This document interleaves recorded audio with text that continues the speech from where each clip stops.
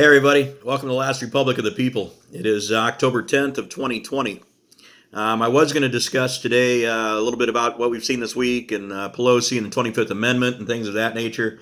Um, but I am not. I'll do a parody later in the month because I think we are all aware what comedy and hoaxes that they're trying to pull off with the radical left. But I want to talk about today is harm's way. There's volunteering yourself to be put into harm's way, and then there's being put in harm's way without your choice or consent. Big difference. So people that put themselves in harm's way don't always know what to expect, but are willing to cash their lives to protect someone else. So military, policemen, firemen, EMTs, nurses, doctors, frontline people, these folks agreed and allowed themselves to be put into harm's way to protect people and the better of people, and to protect our rights and our freedoms and people that can't protect themselves. So those are people that put themselves in harm's way voluntarily.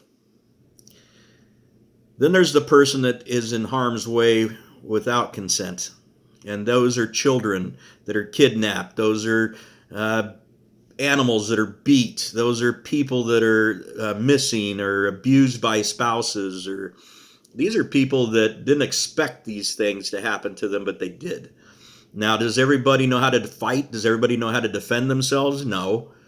Does everybody know how to use a gun, a knife, mace, taser, dog?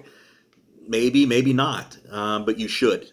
And you should learn how to. Even if you're not a pro-gun person, you should know how to use one, know what they're about, know how to shoot it, know what to expect, and actually carry one with you if you can. I don't care. That's not a party issue. We as citizens are entitled to that right, and it's a basic right. You have the right to defend yourselves, and in this country, we can use arms to do so. But can you really get somebody that's coming at you?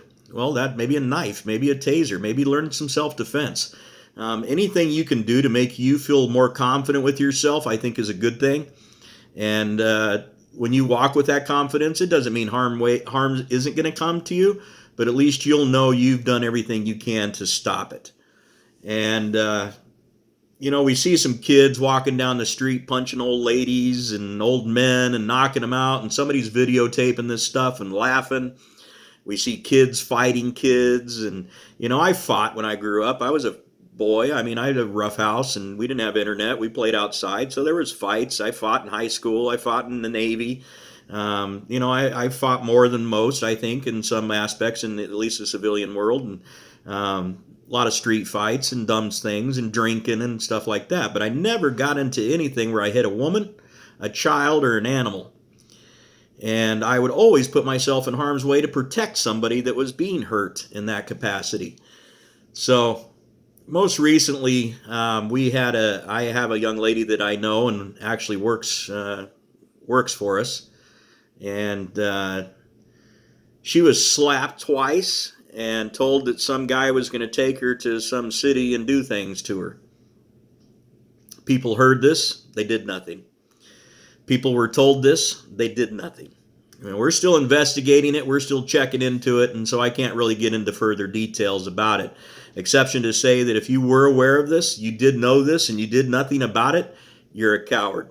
And you're the worst of the worst. You're as bad as the people that committed this atrocity. So this is a small form.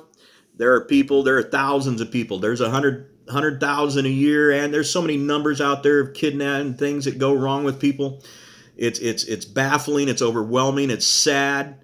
And if you are capable of stopping something and you don't, and that's my problem. If you don't make an effort to stop something, you don't put yourself in harm's way voluntarily to stop someone else from being hurt, you're scum.